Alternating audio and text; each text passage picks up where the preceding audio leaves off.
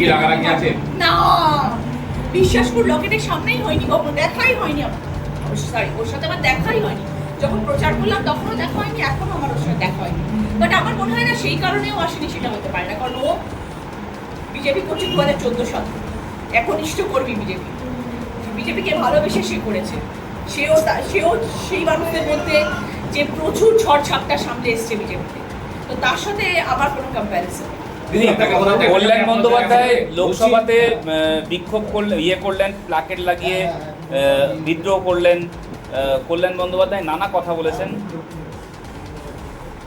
দিদি, আপনি বলেছিলেন, রচনা ব্যানার্জি বারবার সোচ্চার হয়েছিলেন যে মমতা ব্যানার্জি হাত ধরে রাজনীতিতে এসেছি, ছাড়তে হলে মমতা ব্যানার্জির সাথেই থাকবো, রাজনীতি আমি না, তার হাত দিয়ে আপনি প্রথম পারি। দেখুন, হ্যাঁ, সত্যি কথা বলতে যখন সত্যি ওনার হাত ধরে এসেছে, মধ্যে কোনো মিথ্যা নেই।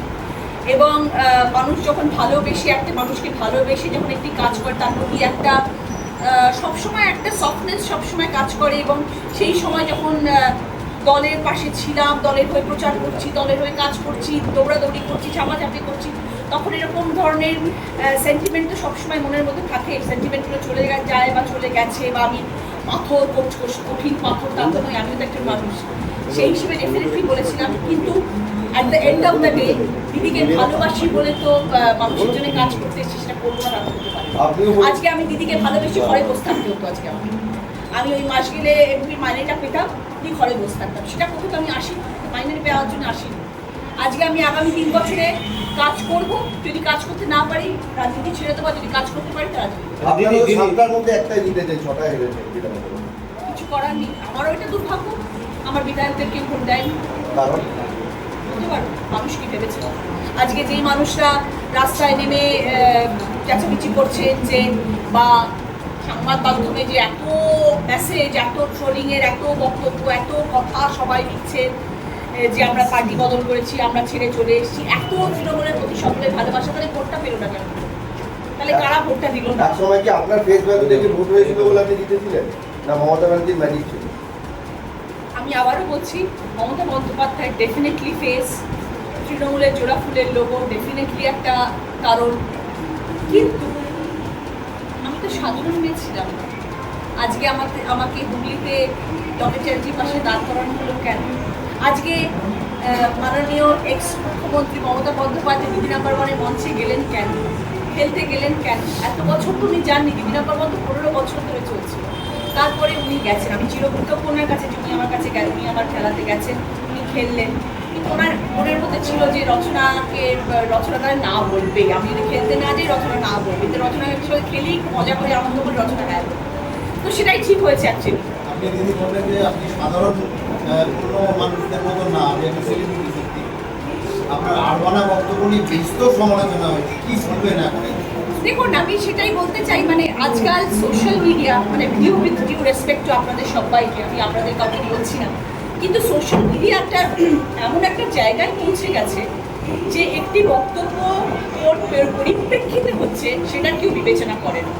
আজকে আমি আপনাদের সামনে এই নিয়ে না হয় বছরের মধ্যে বোধহয় 50 বার আপনাদের সামনে ইন্টারভিউ দিয়েছি। আমি আরবানাতে থাকি 10 বছর হয়ে গেল, কোনোদিনও আমার মুখ থেকে কেউ কোনোদিনও শুনেছেন যে আমি কোথায় থাকি? আমি আমার সম্বন্ধে কোনোদিনও কোনো বড়াই করেছি আজ অব্দি, যে আমি কী করেছি কী না করেছি কোনোদিনও আমি বলি। সেই দিন ওই ইন্টারভিউতে আমাকে বলতে বাধ্য করা হলো, কারণ একজন সাংসদ এই কথাটা তুলেছিলেন, থাকে তো আরবানাতে কজন লোক আসে দেখা করতে, কেন বললেন? কেন আমি কোথায় থাকি তাতে আপনার গাত্রদাহ কেন হয়? আমি কি করছি না করছি, আমার বাড়িতে কজন আসছে আপনার গাত্রদাহ কেন হয়? কেন তুললেন এই কথাটা? আমি তো তুলি না, আমি তো অত্যন্ত সাধারণভাবে জীবনযাপন করি। আমি গড়িয়ার থেকে জামা কাপড় আমিও কিনে পরি, অনেকে বলেছেন গড়িয়ার থেকে জামা কাপড় কিনি, গড়িয়ার থেকে জামা কাপড় আমি কিনি, আমার মা থাকেন গড়িয়াতে, আমি এখনো রাস্তা দাঁড়িয়ে ফুচকা খাই, আমি এখনো গড়িয়াতে বাজারে নিজে গিয়ে বাজার করি, ফল কিনি নিজে বাড়ির জন্য। আমি এতটাই সাধারণভাবে জীবনযাপন করি। আমি এখনো আপনাদের বাবা পঞ্চাননে চুচুড়া রাস্তায় নেমে মিষ্টি কিনি বাড়ির জন্য। আমি সেই মানুষটি, আমার কাছে কোনো এগুলো কিছু যায় আসে না। আমি অত্যন্ত সাধারণভাবে বড় হয়েছি। আমি 600 স্কোয়ার ফুটের একটা ছোট্ট ফ্ল্যাটে জীবনে বড় হয়েছে, বাবা মা আমাকে বড় করেছে। আমি কোনো দিন নিজের বড়াই করি না, কিন্তু আমাকে যদি মন ঠাসা করা হয়, আমাকে যদি কথা বলা হয় যেটা আমাকে বলা উচিত নয়, তাহলে আমি তার বলি। আপনার মানে কি সত্যি স্ট্যাটাস সিম্বল? দেখুন, আমি আসলে নিজে এত ছোট্ট জায়গা থেকে লড়াই করে বড় হয়েছি না, আমার কাছে আরবানা ফ্ল্যাটটা কেনাটা না বিশাল বড় একটা ব্যাপার ছিল। এটা কিনবো, আমি আমার বাবা মাকে ওখানে রাখবো, এটা আমার কাছে স্বপ্ন ছিল। আর সেই স্বপ্ন সাধ্য করার জন্যে আমাকে বিগত 20 বছর আমি জানি আমি কি খেটেছি। দিদি মমতা দিদি সেই খাটনিটা খেটেছি বলেই কিন্তু আমি ফ্ল্যাটটা অর্থ অর্জন করে সেই ফ্ল্যাটটা কিনতে পেরেছি। এবং যারা সত্যিকারের আমার শুভাকাঙ্ক্ষী, যারা সত্যিকারের আমাকে ভালোবাসেন, আমাকে চেনেন, আমার প্রকৃত অর্থে বন্ধুরা, তারা কেউ একটা আমার সাথে বাজে কথা বলেনি এবং তারা কেউ বলেনি যে রচনা তুই ভুল কথা বলেছিস। যারা আমায় চেনে না, যারা আমাকে বোঝে না, তারাই কিন্তু আমার দিকে আঙুল দিচ্ছে। যে বিজেপি দলের সঙ্গে এখন আপনারা আছেন, সেই বিজেপি দলে এমন একজন বিধায়ক মন্ত্রী রয়েছেন যিনি পরিচারিকার কাজ করতেন। এরকম আরও অনেকে আছে যারা একদম নিম্নবিত্ত পরিবার থেকে এসেছে। সেইখানে দাঁড়িয়ে কি মনে হয় যে এই বক্তব্যটা আপনার না বললেই ভালো হতো? হয়তো না বললে ভালো হতো, হয়তো না বললে ভালো হতো। আমি তাই জন্য আপনাদের বললাম, আমি কখনো এরকম বক্তব্য কখনো দিইনি। কিন্তু যখন আমার থাকা নিয়ে, আমার ওঠা বসা নিয়ে, আমার বাড়িতে কে আসছে সেগুলো নিয়ে কথা উঠছে এবং সেটা সোশ্যাল মিডিয়াতে বলা হচ্ছে, তখন আমি আওয়াজ তুলেছি। তার মানে আমি কোনোদিনও আওয়াজ তুলতাম না, আমি কখনো তুলি না, এরকম কথা আমি কখনো বলি না। আমার সবাই চিনে যান, মানে আপনাকে অ্যাটাক করা হয়েছে? আমাকে অ্যাটাক করা হয়েছে বলে আমায় তাকে জবাব দিতে হয়েছে। কিন্তু যারা আমাকে চেনেন, বোঝেন, তারা আমার জবাবের সারমর্ম বুঝেছেন। আর যারা আমার বোঝেন না, এবং তার মধ্যে আমার ইন্ডাস্ট্রিরও বহু মানুষ আছেন যারা কদরজোড়ি মার্কস করেছেন, তারাও হয়তো আমাকে বোঝেন না, জানেন না, চেনেন না, এবং তাদেরকে আমি আমার তথাকথিত অ্যাকোয়েন্টেন্স হিসেবেও ভাবি না এবং আমার সুকর্মী হিসেবেও ভাবি না। তাই তাদের কথা আমি কর্তব্যের মধ্যে ধরি। রকেট চ্যাটার্জির সঙ্গে আপনি বললেন সম্পর্ক, সিনেমাতে তো বৌদি ননদ এরকম একটা রোল আপনার অনেক হয়েছে।